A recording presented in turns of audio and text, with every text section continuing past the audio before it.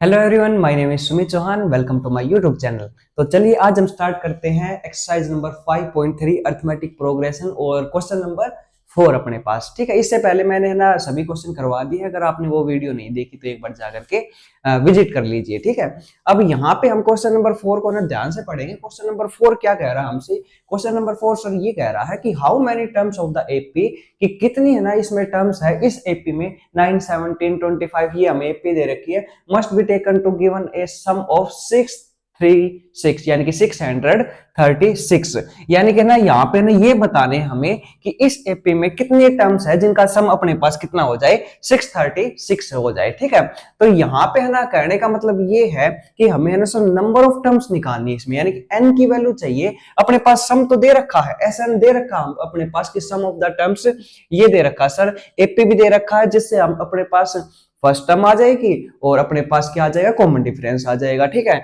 तो first term common difference आ गया, SN आ गया, बस हमें n की वैल्यू फाइंड आउट करनी सर। और n की वैल्यू कैसे फाइंड आउट करते हैं सर? यहाँ पे SN के फॉर्मूले से फाइंड आउट कर लेंगे। अब ध्यान से देखो, यहाँ पे मैं सॉल्यूशन स्टार्ट कर रहा हूँ इसका।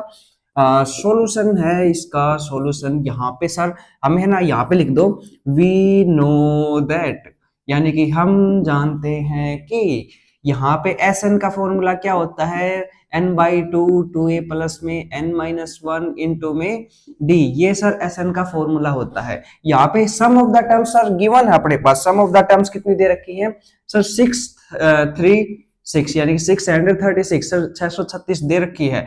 N by two sir, number of terms नहीं दी इसने, नंबर ऑफ टर्म्स तो निकालनी है कि एन, यानी कि नंबर ऑफ टर्म्स कितनी होंगी जिनका सम अपने पास ये आ जाए। अच्छा, यहाँ पे 2 मल्टीप्लाई में ए, फर्स्ट टर्म कितनी है सर, फर्स्ट टर्म यहाँ पे 9 है सर, प्लस में एन माइनस वन सर नहीं दे रखा, रहने दो। कॉमन डिफरेंस कितना है सर, 17 में से मैं ना 9 को माइनस कर देता हूँ, कितना बच गया अपने पास, 8 बच गया ना। हाँ 8, ठीक है, तो अपने पास यहाँ पे 8 बच गया, 7। हाँ ठीक है, यहाँ पे अब क्या करेंगे सर, अपने पास ये आ गया, हमें यहाँ पे नंबर ऑफ टर्म्स की वैल्यू चाहिए। क्या चाहिए हम अपने पास, नंबर ऑफ टर्म्स की वैल्यू। अच्छा, नंबर ऑफ टर्म्स कैसे आएंगे सर, ये जो है ना अपने पास डिवाइड में, ये इधर भेज लो सर, क्या भेज लो, ये मल्टीप्लाई में 2 इधर भेज लो। ठीक है, एन यहाँ पे 9 दूनी 18, प्लस में ये एन माइनस वन सर ऐसे रहने दो, या फिर मल्टीप्लाई कर लो, अंदर क्या कर लो, यहाँ पे मल्टीप्लाई कर लो। कैसे, 8n हो जाएगा और ये माइनस में क्या हो जाएगा, 8 हो जाएगा। ठीक है, ये हो गया सर, इसका हमें मल्टीप्लाई कर देते हैं। ठीक है, ये हो गया सर 72 और 12। ठीक है, यहाँ पे 12 72। ठीक है, यानी कि 1272 है ना, 6 दूनी 12, 3 दूनी 6 7। ठीक है, डबल ओके। अब यहाँ पे क्या करेंगे सर, इसको भी थोड़ा सा अरेंज कर लेते हैं। इसको अरेंज करेंगे तो 18 8n और ये है सर, ये कर लो, 18 है और माइनस में 8n है, कितने बच गए बच्चों, यहाँ से अपने पास बचे सर, यहाँ पे प्लस ऑफ 10 बच गए। क्या बच गए अपने पास, प्लस ऑफ 10 बच गए। ओके, अब ये क्या कर लो, ये सर अंदर मल्टीप्लाई कर लेते हैं, 8n स्क्वायर प्लस में 10n। अच्छा, ये जो है 12 72, ये सर इधर आके माइनस में कर दो सर। ठीक है, और इधर क्या बच गया अपने पास, जीरो बच गया। क्या बच गया, इधर से अपने पास जीरो बच गया। अच्छा, यहां से कुछ कॉमन आ रहा है, आप कहोगे सर इसमें ना हम 2 को कॉमन ले लेते हैं, 2 को कॉमन ले लेते हैं, थोड़ा सा इजी पड़ जाएगा। 2 को जैसे ही कॉमन लिया तो 4n स्क्वायर है ना, 2 चौके 8, प्लस में 2 पंजे 10, और ये 2 छिक 12, 2 तिये 6, 1 2 छिक 12। ठीक है, ये अपने पास आ गया है ना, 2 छिक 12 और 2 तिये 6 और 1 2, 2 छिक 12 वापिस से है। ठीक है, 636 ये हो गया बच्चों अपने पास।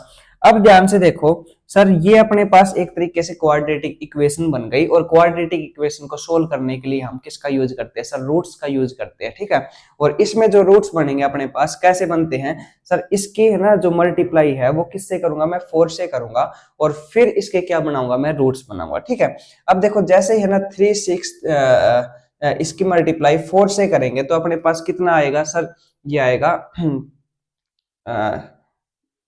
मल्टीप्लाई कर लेते हैं यहाँ पे, फिर उसके रूट्स बना देंगे। ठीक है, अब यहाँ से 4 6 24, ठीक है, 2 और 4 3 12, 2 14, ठीक है, 1 6 चौक 24 और 1 25, ये आ गया अपने पास, क्या आ गया, 25 44।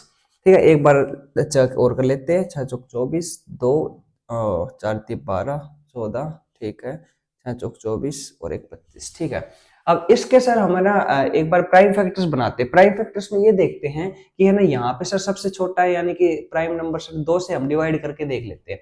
2 एकम 2 दूनी 4 और 2 साते 14 2 दूनी 4, ठीक है। फिर 2 से कर लेते हैं सर 2 छिक 12, फिर ये 2 तिये 6, 1 2 छिक 12, फिर 2 से कर लेते हैं सर 2 तिये 6 और 2 एकम 2 2 आठे 16, ठीक है। फिर 2 से कर लेते हैं सर 2 एकम 2 2 पंजे 10, ठीक है, और एक 2 नीम 18, ठीक है। अब ये 2 से तो होगा नहीं, 15 3 से डिवाइड हो जाएगा, ठीक है। 3 पंजे 15 और 3 तिया 9, ठीक है। 5 और 3 8, 53। 53 किससे डिवाइड हो रहा है? नहीं, 53 तो किसी से हो ही नहीं रहा, ठीक है। तो 53 तक ये बच जाएगा अपने पास। इनकी मल्टीप्लाई देख लेते हैं। 3 दूनी 6 दूनी 12 दूनी 24 और 24 दूनी 48, ठीक है। तो ये 48 और 53, ठीक है। 48 और 53 अपने पास दो क्या आ गए, अपने पास फैक्टर्स निकल करके आए हैं। और इनका ना ध्यान से देखोगे ना तो 48 एंड 53 का सर अपने पास ना अगर हम माइनस करें ना इनमें से तो 5 भी बच जाएगा और मल्टीप्लाई करें तो 25 44 भी आ जाएगा, ठीक है। तो ध्यान से देखो, इस 5x को मैंने दो पार्ट्स में ब्रेक कर दिया। कैसे सर? ये मैंने कर दिया जैसे 48 या 53 ले लेता हूँ, 53 वो भी किस चीज का? प्लस का। और ये सर हम ले लेते हैं माइनस ऑफ 48n, ठीक है। और माइनस में ये 36 है और इधर से अपने पास 4n स्क्वायर, ठीक है। और इक्वल टू में 0 चल ही रहा था, ठीक है। अब यहाँ से ना दो पार्ट में ब्रेक कर दिया। ध्यान से देखोगे ना तो इनको जब है ना हम ऐड करेंगे तो 5n बच जाएगा और इनकी जब मल्टीप्लाई करेंगे तो अपने पास 25 44 आ जाएगा, ठीक है। तो ऐसे अपने पास आ गए। अच्छा, यहाँ से है ना सर कॉमन तो कुछ आ नहीं रहा, तो यहाँ से मैं है ना n कॉमन ले लेता हूँ। जैसे n कॉमन लूंगा तो 4n माइनस में 53 बच जाएगा अपने पास, ठीक है। अब यहां से सर प्लस है, सॉरी माइनस नहीं करना था, यहाँ पे प्लस ही है, ठीक है। अब यहाँ पे minus minus, sir minus common ले लेता हूं और यहां से सर अपने पास यहाँ से सर अपने पास 12 कॉमन ले लेता हूं मैं। क्या कॉमन ले लेता हूं? 12, ठीक है। क्योंकि 12 चौक 48 होते हैं अपने पास, तो 4n आ जाएगा और प्लस में ये अब करेंगे ना 12 पंजे 60 और 3 और 12 36 है ना, हाँ 53 बच गया इक्वल टू में 0, ठीक है। तो यहाँ से ध्यान से देखो, दिख तो रहा ना, कभी ज्यादा नीचे डीप में चला गया मैं, हाँ दिख तो रहा। चलो यहाँ से है ना देखो अपने पास ना 4n प्लस में 53, 4n प्लस में 53, ये दोनों क्या आने चाहिए? सेम आने चाहिए। और अपने पास क्या आए हैं? ये दोनों सेम आए हैं, ठीक है। अब यहाँ से क्या करेंगे सर हम ना 4n प्लस में 53, इधर भी 4n प्लस में 53 मैं इधर लिख देता हूँ कि सर 4n प्लस में 53, एक बार इसको 0 कर लेंगे और एक बार n माइनस 12 यानी कि इसको 0 कर लेंगे, ठीक है। तो 4n प्लस में 53 इक्वल टू 0 और यहाँ से n माइनस 12 इक्वल टू 0। अच्छा, n इक्वल टू ये माइनस में 53 अपॉन 4 आ जाएगा और एक n की वैल्यू आएगी 12 अपने पास। अब ध्यान से देखो, मैंने एक बात बताई थी प्रीवियस वीडियो में कि n की वैल्यू यानी कि नंबर ऑफ टर्म्स है ना कभी भी नेगेटिव में नहीं होती और कभी भी 0 नहीं होती, है ना। ऐसा क्यों होता है वो मैंने प्रीवियस वीडियो में बता दिया था और मैं फिर से बताता हूँ, क्योंकि अपने पास n का मतलब होता है नंबर ऑफ टर्म्स, ठीक है। अब नंबर ऑफ टर्म्स है सर, तो इसका मतलब क्या होंगे? नंबर ऑफ टर्म्स हमेशा काउंटेबल होती है, यानी कि एपी बनती कब है? जब नंबर ऑफ टर्म्स होती है उसमें अगर नंबर ऑफ टर्म्स से 0 हो जाएंगे यानी कि उसमें कोई टर्म्स नहीं है तो वो एपी नहीं बनेगी। और नेगेटिव में हम कभी भी नंबर ऑफ टर्म्स को नहीं गिनते, ठीक है। तो इसलिए हम कहते हैं कि जो नंबर ऑफ टर्म्स है n की जो वैल्यू है वो हमेशा क्या आएगी? एक पॉजिटिव इंटीजर आती है, ठीक है। तो हमेशा n की वैल्यू एक पॉजिटिव इंटीजर आती है। तो यहाँ पे इसको नेग्लेक्ट करते हुए हम n की वैल्यू क्या कह देंगे? n equal to 12 because 12 is a positive integer. और अगर आप कहना चाहो तो ये कह देना कि n की वैल्यू माइनस 53 अपॉन में 4 नहीं ले सकते, बिकॉज वाई?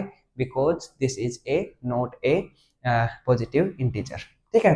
तो चलिए इसी के साथ होता है ये क्वेश्चन कंप्लीट और n की वैल्यू यहाँ पे 12 आ गई है and 12 is the correct answer of this question. यानी कि यहाँ पे नंबर ऑफ टर्म्स ये पूछा था ना, how many terms of the AP, कितनी टर्म्स है जिनका सम अपने पास ये आ जाएगा। तो नंबर ऑफ टर्म्स कितनी बन गई? यहाँ से 12 बन गई, ठीक है। तो चलिए इसी के साथ ये क्वेश्चन होता है कंप्लीट। अब है ना करते हैं हम क्वेश्चन नंबर